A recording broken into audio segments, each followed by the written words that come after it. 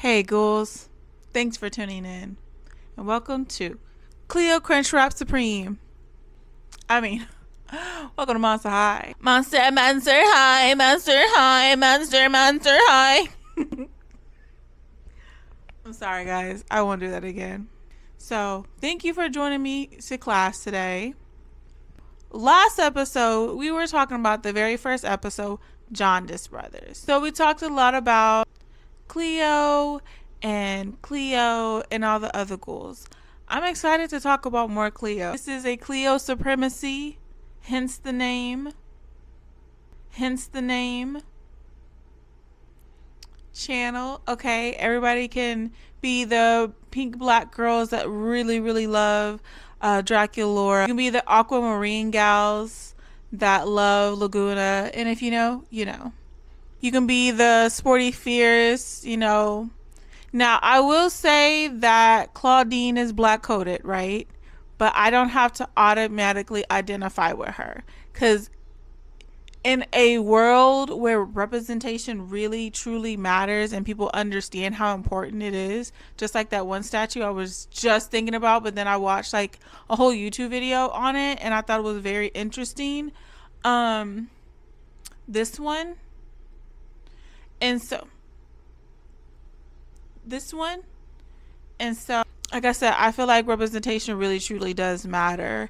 I think with diversity that you'll be a more understanding person. Now, I'm going to go ahead on like a little side tangent, okay? Because I think that, you know, G1 is nearly perfect.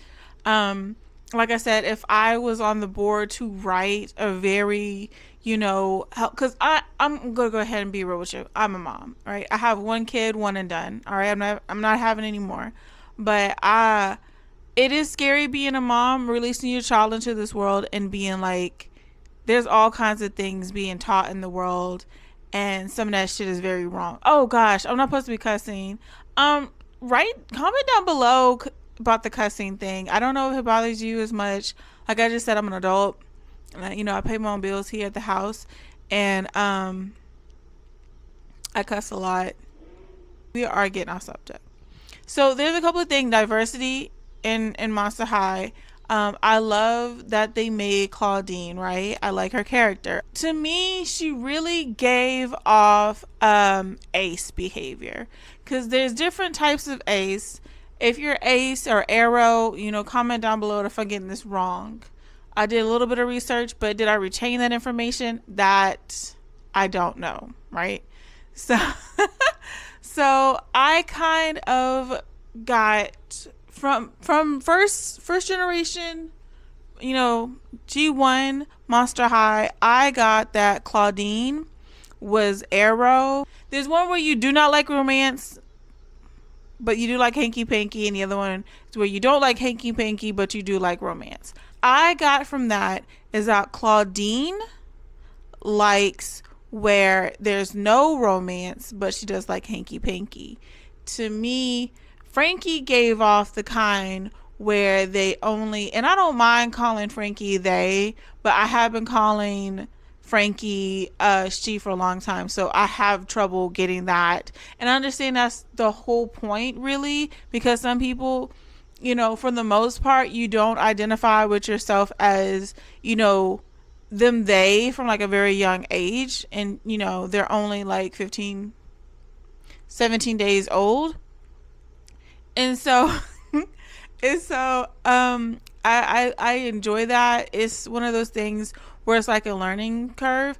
I enjoy that they have representation, but again, like I said, had I had free range over what to pick, if I was being a stinky stan and I got to write the whole manual, then what I would do is have Frankie be the ace arrow representation, where they don't like the hanky panky but they love the love, and that Claudine would be the opposite, and that Cleo would be what is it, the one where you fall in love with someone's mom before you fall in love with their body kind of thing. I forgot what that one is. I just like Gil, you guys. I feel like that his character and how he was treating Laguna would have been the perfect type of situation to make Gil into kind of like a bad guy. Like, you know, a narcissist. Like, you know, there's literally more fish in the sea, Laguna, but he's over here. Gil's over here going with old girl to like, cause she's mad that he's about to go out with his girlfriend that he's currently. Oh, when we get to that episode, girl, I'm about to go in it.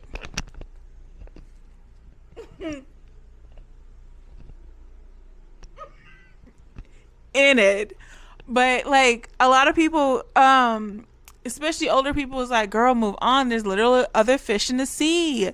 That was a whole big thing. And that's why I was like, so y'all kept Laguna and Gil, but y'all didn't keep Cleo and Deuce. And then like for y'all to sit there and demand that they are a couple in G3, but y'all ain't released no.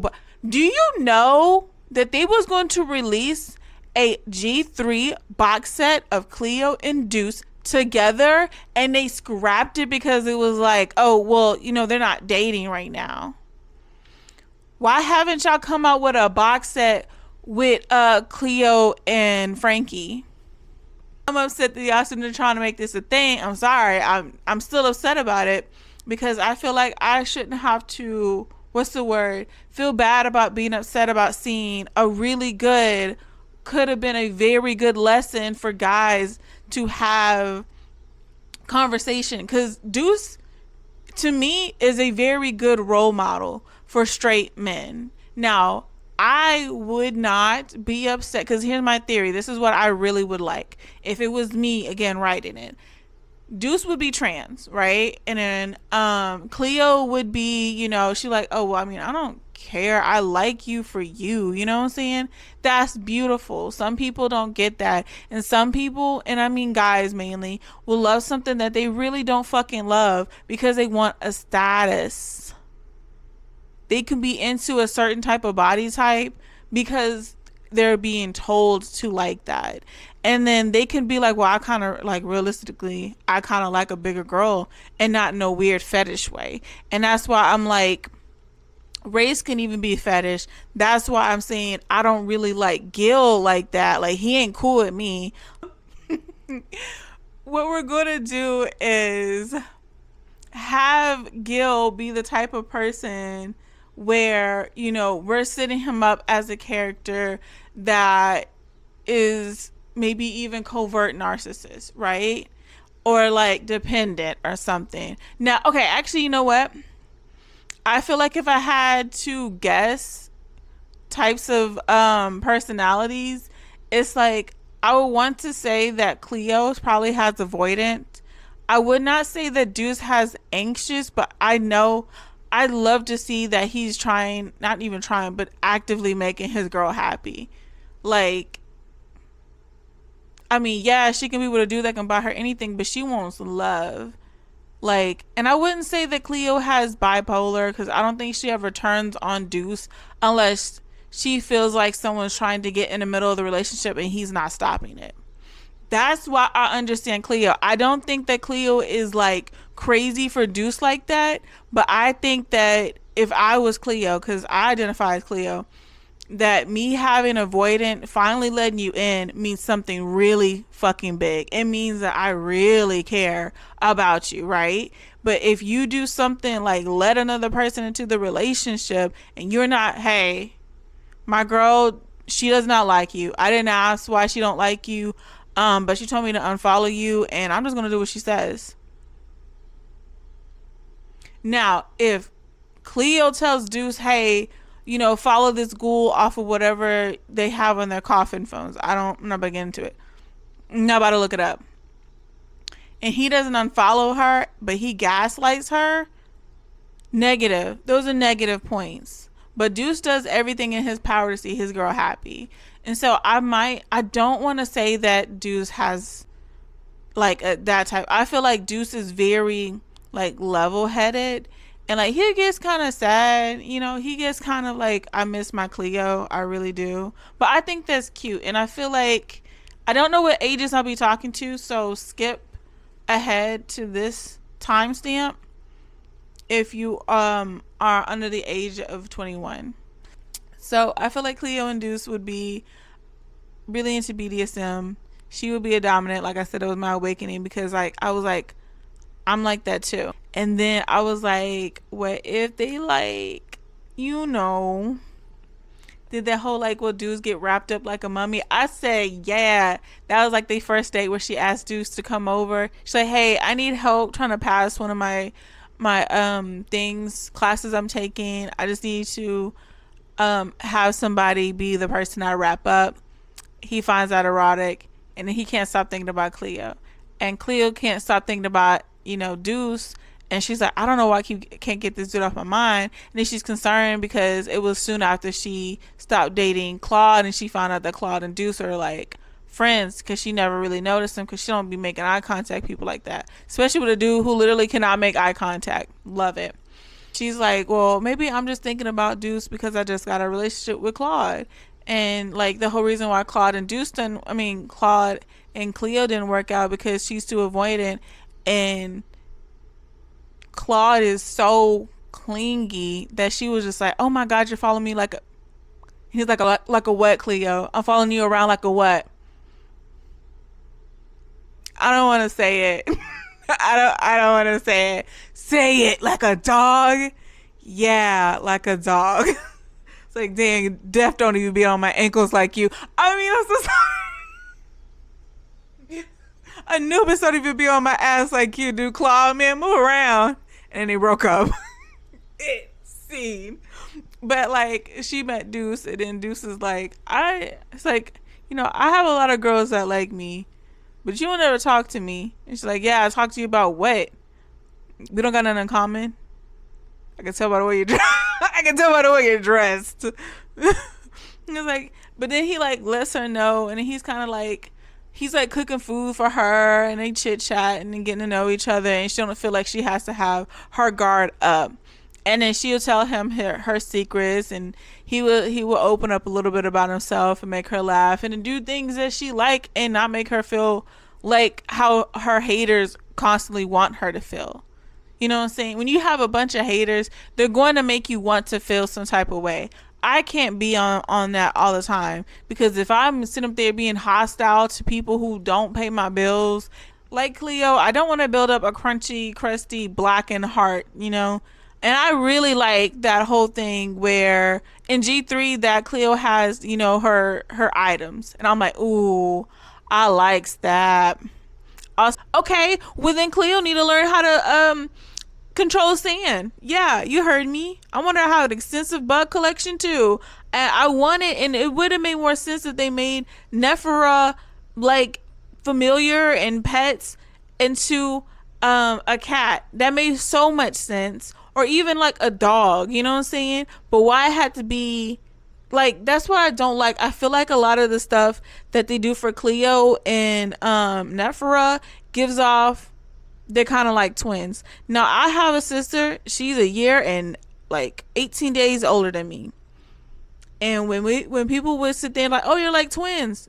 No, we're not. We're a year and 18 days apart, buddy. What the fuck? We would get mad because, oh, y'all look alike. No, we don't. We look like two separate people.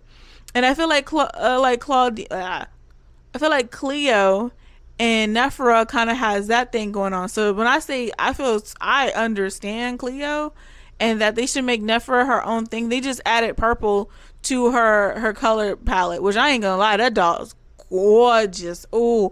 So the episode starts with Ghoulia looking longingly at the trophy case, and the girls are like, what's going on? Oh my God, Ghoulia, let's go see. Oh, I know what's wrong with her. She's thinking about a boy. Slow-mo. Now they're like, we're gonna help you, Ghoulia. Don't you worry about it. Don't be yourself, right? We got you. So they dipping and diving, jucking and shiving and running interference for her and stuff like that. And they're trying to get her to like, they're like, do this. Now this. Oh yeah, you're killing it, girl. Okay, so now I'm gonna have you say, so Ghoulia takes the earpiece off. She's like, you know what? I'm a zombie. I'm a smart zombie. I don't need these girls. None of them have boyfriends anyway. Like, nobody talking has a boyfriend. Yeah, no, you know what? None of them. Ghoulia would have been better off asking Cleo for advice, right? None of those three girls got a boyfriend to speak of at all. You taking advice from them? That's a perfect learning. Honestly, that is some meta level stuff when you think about it. Because it's like boys, they will go to Andrew Tate and other dudes and another guy, and none of these dudes are in a actual serious relationship. They are with people that they pay. You are getting advice from people who pay for pussy on how to get girls? You stupid or something? What are you talking about? Like, that don't make no sense. You sound real dumb right now. And then when someone calls you out on it, especially if they got tits, you get mad at them. You see how stupid it is, but you trying to get with a girl.